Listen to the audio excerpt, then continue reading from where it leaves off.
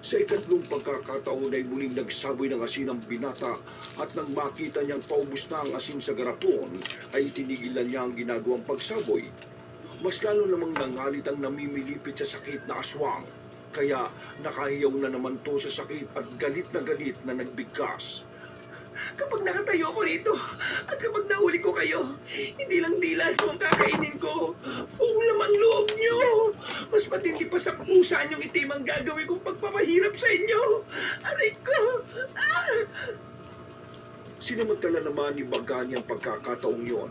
Habang namimilipit pa ang aswang, ay inakay na niya ang kakambal na nung mga sandaling yon ay putlang-putla at wala ng malay. Pagkatanggal sa kutsilyo ay kaagad niyang tinalian ng kanyang damit ang tagiliran para mapigil ang dugo. Saka sila tumakas dala ang garpo ng asin.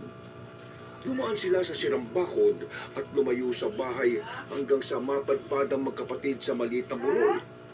Sa gitna niya pahinto si Bagani matapos mapansin na tila lantang gulay na ang kanyang kakambal. Tol, kumapit ka lang.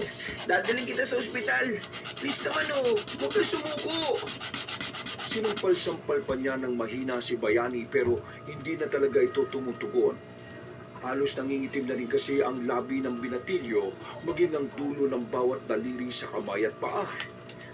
Bayani naman, hindi mo kasi ako pinaniwalaan Tol, pupunta pa tayo sa ospital. Hindi na natapos pa ni Bagani ang binibigkas sapagkat mula sa kung saan ay bigla na silang dinamba ni Alicia na noong mga oras na yon ay nag-anyo